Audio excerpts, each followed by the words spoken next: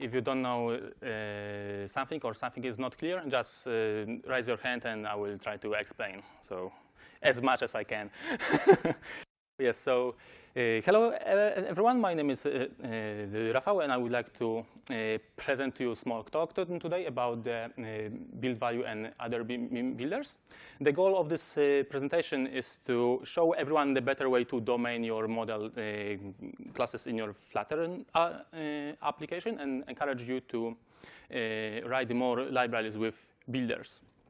So first of all, I wish I could switch this slide. I can click, OK, good. So just a few words about myself. So like I said, I'm Rafał. I was living in Poland for most of my life, as you can probably hear. And then I moved to Japan, where I was programming the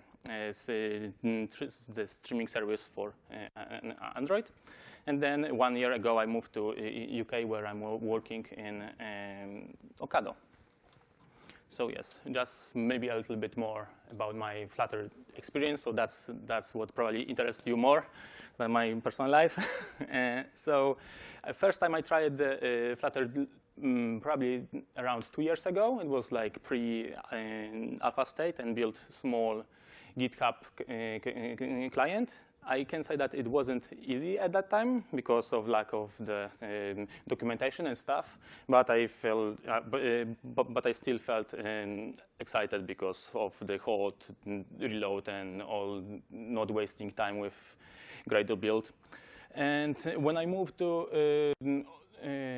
Ocado for the first half a year, then I was working as the native Android developer with Kotlin. I got lucky, and half a year ago, I moved to the prototype team, and we are using the Flutter full time now. So for half a year, I can proudly say that I'm a full-time Flutter developer. So first, let's talk about Dart, which is like the heart of what pushes the Flutter for us. As we might know, the Dart is quite modern language. It's similar to Java, plus it has nice asynchronous features, which you may know from other languages like Kotlin, C# or Scala, for example. But if you are coming from modern Android and you compare the Dart Kotlin, for example, then you can see that if you are used to data classes, immutable collections, pattern matching, non-nullable types, then you kind of feel like this guy, and you can see the darkness growing in your heart. So today, my goal is to make this graph from looking to this, not like this, but like this. So I want to show you that immutable classes, which look a little bit more boilerplate than the one is in Kotlin, but they can be done today. Same for non-immutable collections. I mean, yes, non-immutable collections. And as some of you might know, the non-nullable types will come later in the next Dart version. We don't know yet which one, but if you've seen the Dart summit this year, then they should probably come in near future. As for pattern matching, maybe, hopefully, one day, and the proper data classes, there's an issue on Dart SDK. So if you are interested, please go and upvote the ticket so the actual Dart team might see that you are interested in this. So in short, I want to tell you that there is still hope for us. So first of all, how many of you are familiar with immutable data structures and what they are for? So, okay, so most of people, but for those who don't know what they are, so basically the immutable objects are objects which you can create once and you don't change the state. So because of the nature of them, they are thread safe, and you can pass them without the fear that the one object will be changed from two places, and this is more like better for bug-less code. I'm not saying that your bugs won't be there, but yes, it's still better than nothing. And if you combine the immutable object with immutable collections and pure functions, the code looks much nicer, and it's cleaner, at least in my opinion. Some of you might not agree, but yeah, this probably from the when I used Scala, so I might have changed something a little bit. So the way how you use the immutable data structures in your Dart application is basically by using those two libraries. The first one is the build value, which comes with the support for immutables classes. The enums, which behaves like with classes which behaves like enums, and the support for the custom serialization. By default, you have the JSON serializer and two-map serializer, but you can also write your own. And build collection is for immutable collections. And both of them uses the Dart's builder pattern. If you don't know what that is, we will see in a second. So in order to use them, you need to put the two dependencies and three def dependencies. The difference between them is the normal dependencies end up with your production APK application, whatever you are deploying to, and then dev dependencies are for developers, so they're only used when you are actually writing code. So they don't end up in production code. So now the sample build value class. So from the top, we define the library user, which is like the namespace. Then we need to import the build value. We specify the part file, which is in Dart is like you can have the main file and the part file from this one. So the part file sees all your implementation and stuff. And then we need to implement this build interface. This interface, the builder, gets generated for us, and as we can see, it needs to be an abstract class. Moreover, all fields need to be getters, as well as we need to have the private default constructor plus the factory constructor, which uses our builder, which actually this is how we create the objects. So yes, after we create our classes, then for clean Dart project, we use pub run build runner build, or Flutter packages pub run build runner build, which will generate our code. One tip is if you are actually developing, then you can swap the last parameter build to watch. So you will have like the loop which sees your file system, and on save it rebuilds quickly your file. So you don't need to wait like 3 seconds or 4 seconds to actually, but it's like milliseconds. So yes, I think this is the time for a demo. So let's see what we can do. I need to struggle a little bit with the mirroring and turn on the presentation mode. So yeah, I think everyone can see. Yeah, okay, good. So yes, so as you could see, we have 5 examples, but let's start from the first one. So on this screen, we can see that this is how we create the actual objects. And maybe let's first jump to one. So this should be already familiar to you since we saw this on the slide.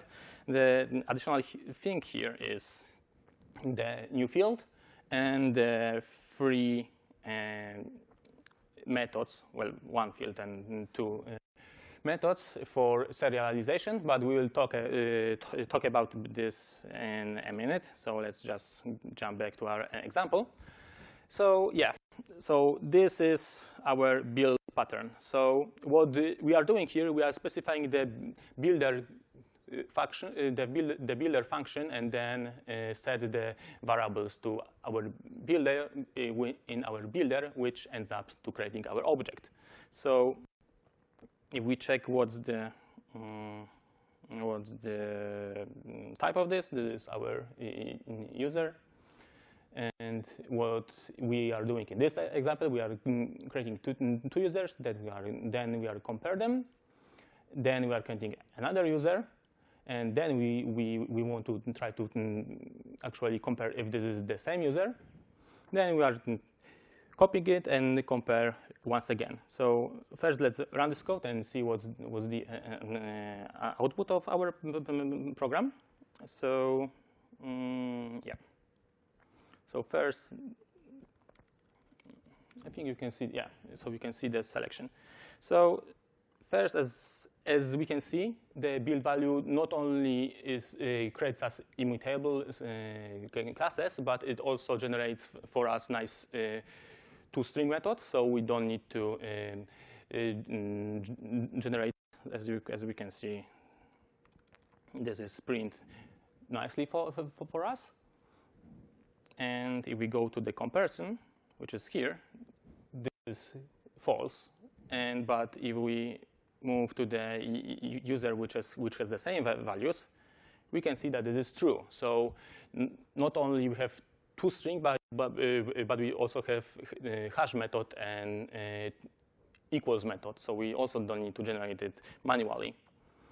The cool thing about the build value is there's a convention when we want to actually copy the object. We use the rebuild on our actual type, and then we can set the variables that we want to change. So if we do this, then we can see that in here we created the new Bob, which is 52 years old, but our older Bob is has not changed. So we clearly see that this is the immutable class. So maybe let's jump to another example. Let's comment this out. Yeah, so in here there's more like advanced nesting example. So just going to just check those two classes. We can see that we have our build value class as a getter here, and in group we have the list, which we will cover the list in a second. I just wanted to introduce them. So if the main difference is this line, probably, which is different. And the issue here is if we have the concrete object, which is a build value class, we need to use toBuilder because all of those classes expect the builder. Alternatively, we could create the user by using the user builder, which is also generated for us, and then our code would look like this. So touch bar. Yeah, so this is like the shorthand for this. But for example, if you are using the Redux example, you can have the immutable state, and you can set build value class as a whole state, and you need to call toBuild. And this is the list, which is a builder list. We will cover this in the next example, but we are using the same pattern as here. So we are making the list builder, not the build list, and we are passing the user which we want to set. So if we run this code, we can see that we also get the toString generated nicely, and everything is fine. So jumping to the main function, then to the next example, let's minimize it.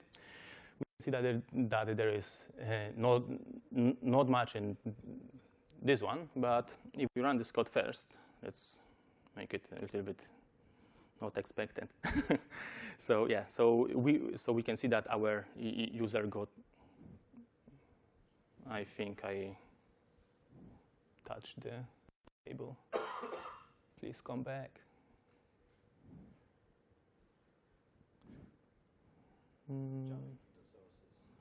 Yeah, I think it should be all right in a second. Okay, it should be fine.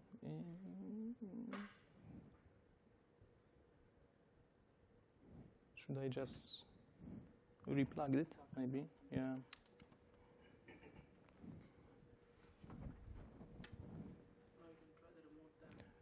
Wait. Okay, yeah, great. Sorry about that. that was the part of the presentation, so don't worry. So yes, so we can see that we see this two JSON function. So let's see what's inside of it. So what we have here is the built-in JSON type from Dart convert, and we have this strange serializers object, which if we jump into, and this is in here, so this is our class. So build value has the support, like I said before, for serialization. So and have the build standard JSON plugin. So if we set it up and we show the classes which we want to serialize, then we have out of the box the serialization to JSON and from JSON. So this is like for example, from Android there is like a JSON library, for example. So that's also one advantage over normal classes. So if we jump to the next example, and this one is about the immutable collections. And the thing about the collections is that they have, in Dart we have list, map, and set, and a little bit more, but let's say they are the most used ones. And in build collections, we have build list, build map, and build set, and they have also the same interfaces. So you can use them, and they will be immutable, but you will also be familiar with the interface of those. So this is how you create the list. So you make the build list, specify the type, and put the value in it. And we can see that it also follows the pattern that we know from the build value classes. So if we call the rebuild function and then specify our builder lambda function, I think I said builder too many times today, then we can call on, then we can make an operation which we want on our list. So in here we are filtering the items which are equals to. The same thing you can do with map. And here's the example that you can add to the list. So if we run this example, we can see that first we have our list. I mean, this is map, so sorry about that. So first we have the list of ints, then we are filtering this, which is here, but we print our numbers again, and we can see that our original list has not changed. So this is what we wanted. The same as map, we can filter by key or by value, whatever works for us, and the same rules apply for the numbers. So even if we are adding the numbers to it, our original list becomes the same. And maybe more practical example now, since we are all experts on build value now. We have yoga class and squash class, and what we want to do in our application, we want to assign the one user to yoga class, but we want to add another user to squash class. So the way we would have to normally do it is to like create the object, then recreate the users, add them manually. But with the power of build value, all what we can do is to call the rebuild on our existing group, on our yoga class, then change the name and add one user to it. So if we run this thing, we can see that in yoga class we have Bob, and Alice is not interested in yoga class, it seems. And in squash class, in squash class we have Bob and Alice, but still our original yoga class has not changed. So yeah, pure win, I guess. So going back to presentation, if I can turn off mirroring, arrangement. Yeah, good. No. Yeah, good.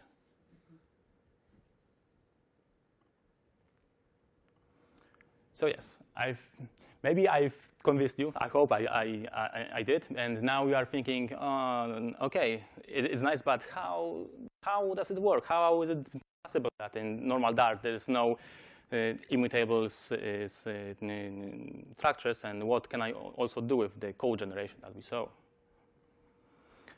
So actually, as you probably know now, we are using the code generation, which is really useful when you need to like write the repetitive code, which is background, and you can speed up your task.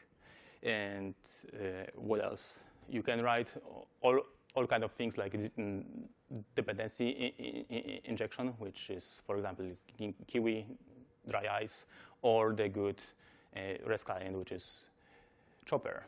And the task which requires reflection might use the library called build mirrors. I haven't personally used it, but maybe this is the good homework for you to check it out. And you have a lot of good examples from Android world, like for example Room, which is the ORM for databases. So you could write the code generator which would do all of the SQL calls. You would just write a few lines like save, and your code would be done. So yeah. So the next question is how I can make my how can I use the code generation in my project? And yeah, it's this kind of big question, but let's go through it. So you might probably guess what I will show you next, if you know this library. But in order to use the code generation, you need to create your own Dart library project. And most of the times, at least what I saw, people structure their libraries like this. So in an example, which is for the users who will use your library, then the actual API for it. So in previous examples, that was the build value, and then the generator, so the dev dependency. So, and most of the times you are using those three libraries plus your project. So the first one defines how the build is done. This is like the API for pub, which runs the generator code. Next one, the source gen, is like the better API on top of it. So this is gives you the file names and class names. Then there is the build runner, which runs your build, and there's your generator, which is what you actually write code. So I wanted to do this. Without the dramatic pause, we will be writing, or I will be writing the retrofit-like library with code generator. And the question is, how many of you know what the retrofit is? Okay, so for those who don't know, I will try to explain it as the best I can. So the idea behind the retrofit is we define our interface in which we have our endpoint and the method, and we define what class we want to map our JSON. In next step, we have our configuration. With as simple as possible, we can also specify more things, but the thing which is needed is only the base URL. So if we combine the base URL with the stuff we got in get, then we'll get the full endpoint from which we want to fetch the data. Then in one line, we want to create our service, and in the last step, in one line, we want to call the service, fetch the JSON, and transform it to our classes. So let's jump to our code again. And oh no, you've seen the generated code.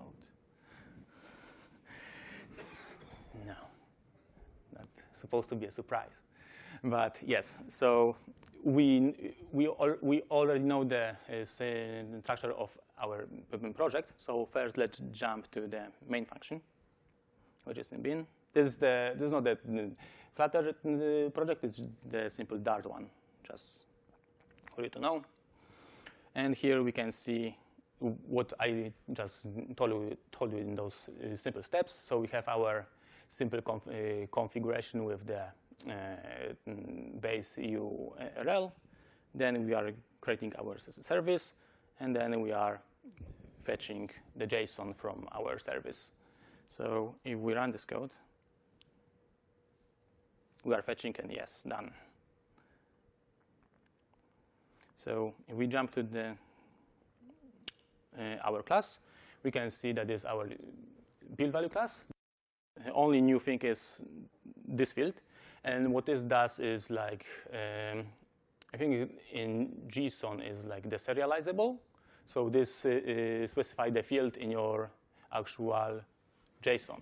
So if your JSON would have like the snake case, like this, then you could map it to the camel case in your class, basically. So this is only what's different. Going back, and let's take a look at our configuration. We can see that this is only the container for our client and base URL. And for the service, skipping this part because this is what our convention is, we can see that we have our function which we are calling in the main to fetch the actual to-do.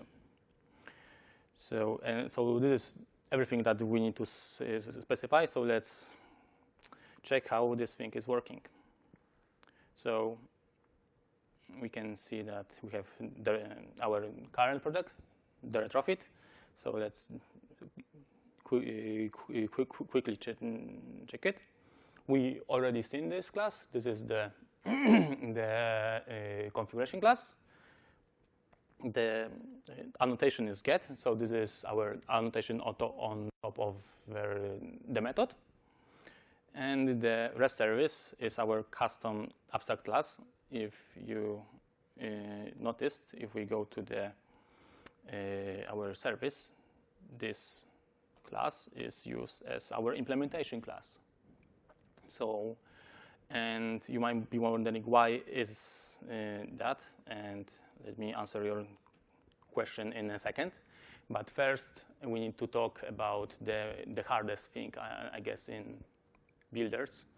So if we are creating the builder class, the builder generator project, all of them starts with our build.yaml.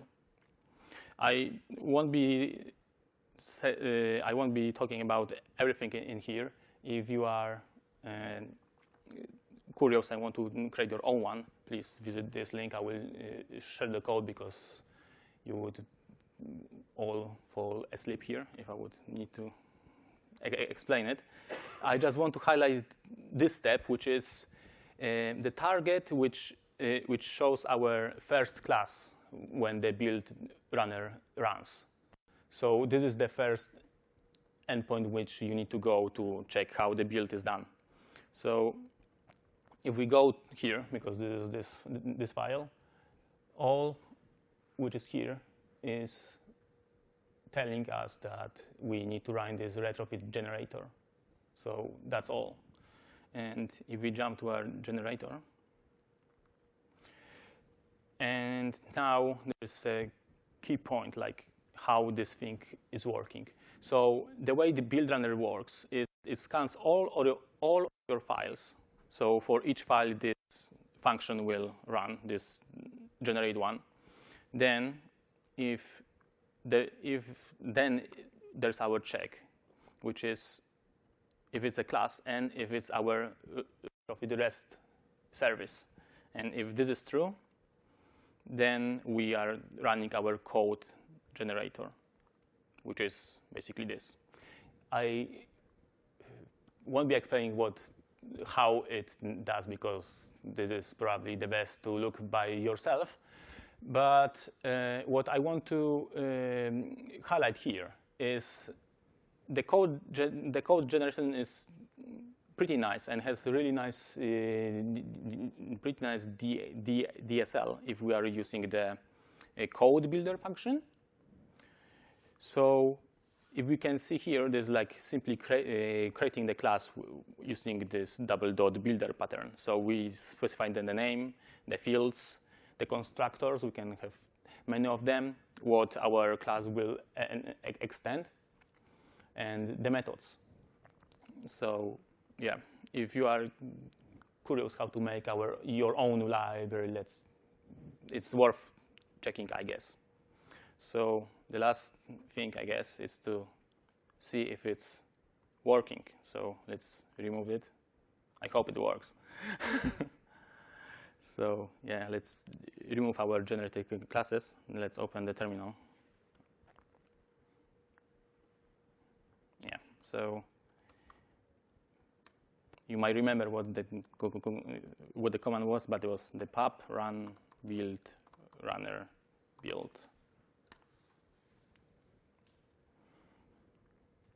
So it's like 6 seconds most of the time, and it's mostly the startup time, not like the actual generator. Yeah. So it took us 4.9 seconds to generate the build value classes and our service.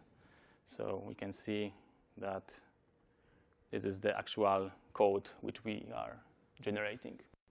So let's jump to the presentation.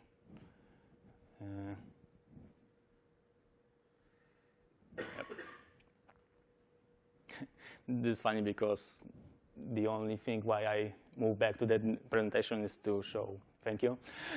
So this is everything I've got. Hopefully you learned something new today, and you will be using the build value in your everyday applications. This is some handles for me. You can check it or not. Maybe you will find something cool. There are some links which you which you can check if you are interested in. I suggest using the first one and maybe the third one, because this is mine. And yeah, this is all I have. So if you have any questions, I'm all yours. Thank you.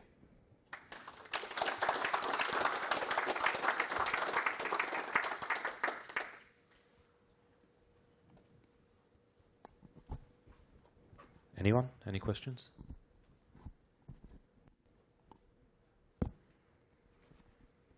Yes. You've said that you're using them a lot, the builders. Yes. And at which point do you find that for the project actually it's worth actually getting them as a dependency and actually move forward?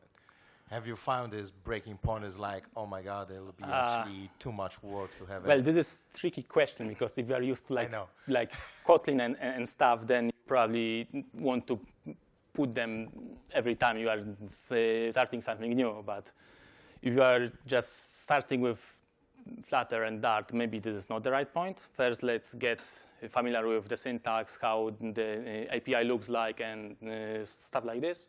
And if you are missing some data classes, and then I think this is the right point to introduce the build value to your team. Yep.